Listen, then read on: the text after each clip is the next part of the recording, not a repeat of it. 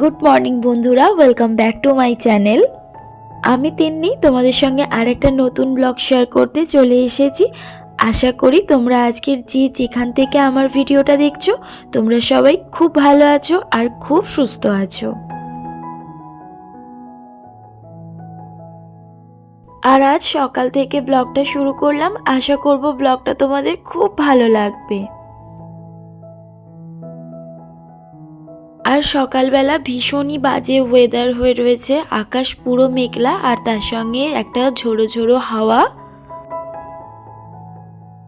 আর কাল রাতেও কিন্তু অল্প অল্প বৃষ্টি হয়েছে, ওয়েদারটা ভীষণই খারাপ হয়ে রয়েছে।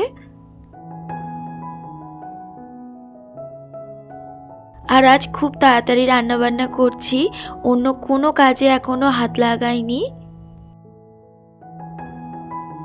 আর আজ ভেবেছি একটু শপিং করতে যাব। লাস্ট শপিং করেছিলাম সেই দুর্গাপুজোর সময়, তারপর কালী পুজোয় দু একটা জিনিস, তারপর থেকে আর কিচ্ছু কেনা হয়নি। আর সেরকম কোথাও বেরানোও হয়নি। আর ও বাড়িতে গেছিলাম কিন্তু ঠান্ডার জন্য কোথাও যেতে পারিনি, তো সেই জন্য আজকের ভেবেছি একটু বেলা বেলা করে আর আমি একটু শ্রীরামপুর যাব। আর এমনি প্রচণ্ড ঠান্ডা লেগে আছে, সেই জন্য বিকেলে বেরোবো না, 12:30 একটা করে বেরোবো। আর যাতে আমি 4টে সাড়ে 4টে কি 5টার মধ্যে বাড়ি চলে আসতে পারি।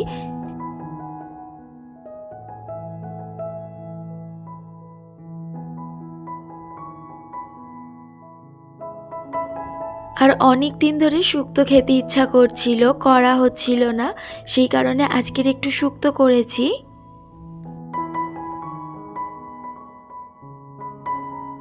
আর শুক্তো হলে আমার আর কিচ্ছু লাগে না, পুরো ভাতটা শুক্তো দিয়েই খেয়ে নিতে পারি।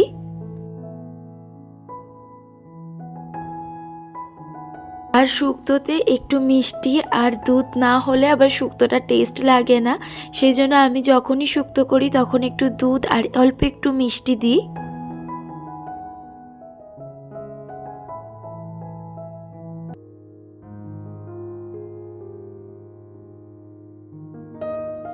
আর বাড়িতে অল্প একটু চিকেন ছিল, তো সেই জন্য ভাবলাম এই চিকেনটা দিয়ে চিলি চিকেন করে নিই, তাহলে রাত্রে আর আমার এসে কিচ্ছু করতে হবে না। আর তোমাদের দাদাকে বলে দেবো রাতে আসার সময় রুটি নিয়ে আসতে, তাহলেই কিন্তু আমাদের রাত্রের ডিনারটা হয়ে যাবে।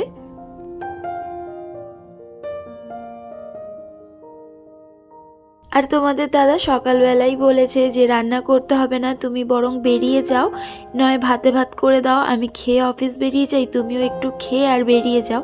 কিন্তু আবার বলো রাতে এসেও তো রান্না করতে হবে, তখন আরও বিরক্ত লাগবে, তার থেকে সকালবেলা একবারে করে নেওয়াটাই বেশি ভালো।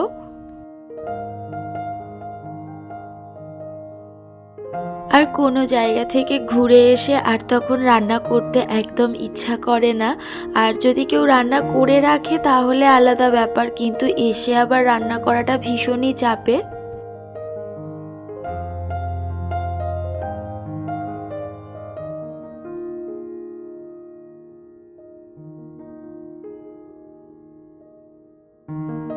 আর রান্না করে রাখা মানে চিন্তামুক্ত, কোনো রকম চিন্তা ভাবনা থাকে না, এসে একটু রিল্যাক্স করা যায়।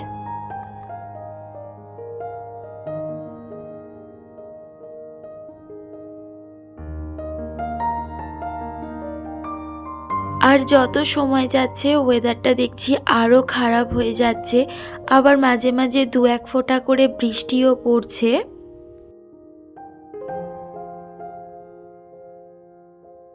এখন তোমাদের দাদার টিফিনটাকে গুছিয়ে দিচ্ছি। আর আমি যেখানেই যাই না কেন তোমাদের দাদার এই খাবারটা আমি সবসময় করে রেখে যেতে চাই, না হলে তোমাদের দাদা বাইরের খাবারটা খেতে পারে না, আর খেলেও ভীষণ ওর শরীরটা খারাপ করে যায়।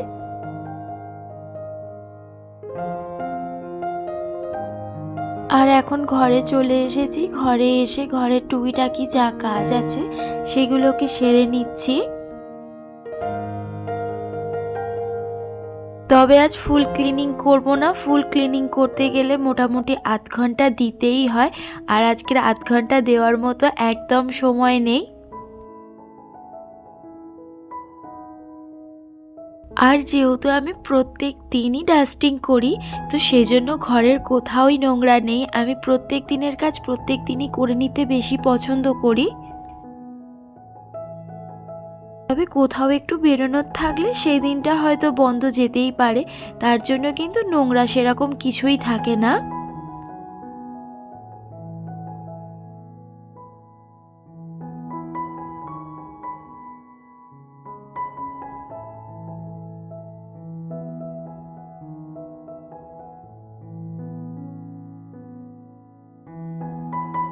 আজ স্নান করে ঘরে চলে এসেছি, আর এখন দেখছি ভালো জোরেই বৃষ্টিটা পড়ছে। আর তোমাদের দাদা অফিস বেরোনোর সময় বলে গেল যে এইরকম বৃষ্টির মধ্যে বেরোনোর দরকার নেই।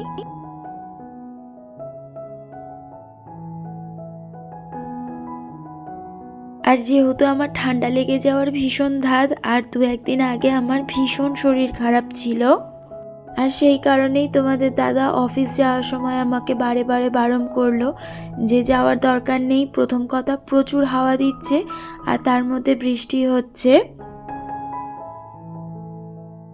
আর কোথাও যাওয়ার থাকলে যদি যেতে না পারি ভীষণ মনটা খারাপ হয়ে যায়। তবে একদিক দিয়ে ভালো হয়েছে, আমার অনেক তাড়াতাড়ি সমস্ত কাজকর্মগুলো কিন্তু হয়ে গেছে।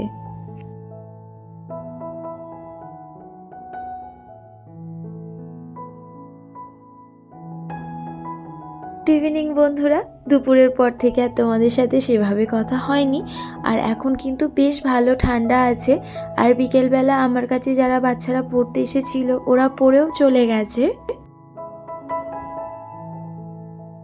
আর এই ঘরটাতেই তো আমি পড়াই, তো সেই জন্য ওরা চলে যাওয়ার পরে ঘরটা একটু ঝেড়ে ঝুড়ে পরিষ্কার করে দিচ্ছি।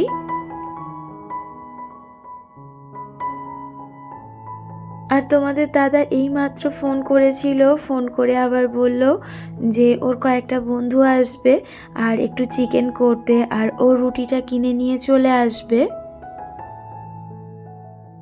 আর এই এত ঠান্ডায় সবাইকার ঝাল ঝাল চিকেন খেতে ইচ্ছা হয়েছে, তো সেই জন্য তোমাদের দাদাকে ফোন করেছিল যে আজকে সবাই মিলে একসাথে চিকেন আর রুটি খাওয়া হবে।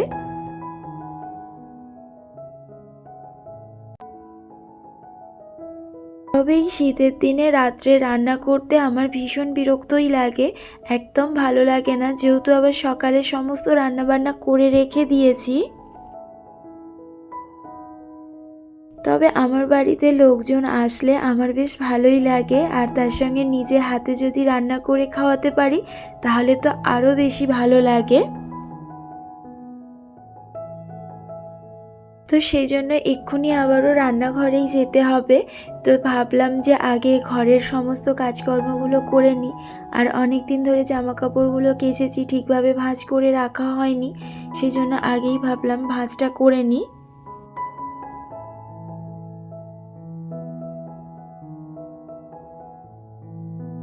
মাঝের ঘর থেকে আমার ঘরে চলে এসেছি, আর এসেই ভাবলাম চুলটা আগে বেঁধে নিই।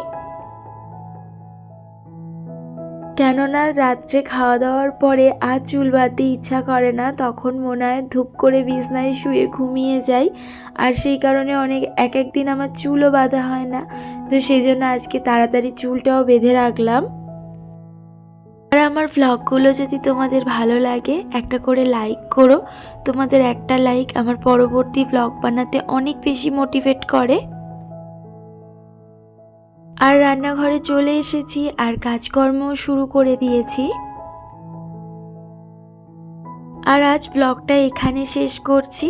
আর যারা চ্যানেলে নতুন, চ্যানেলটাকে সাবস্ক্রাইব করে চ্যানেলের পাশে থাকার অনুরোধ রইল। সবাইকে গুড নাইট, সবাইকে টাটা। দেখা হচ্ছে কাল আর একটা নতুন ব্লগে। তোমরা সবাই খুব ভালো থেকো আর খুব সুস্থ থেকো।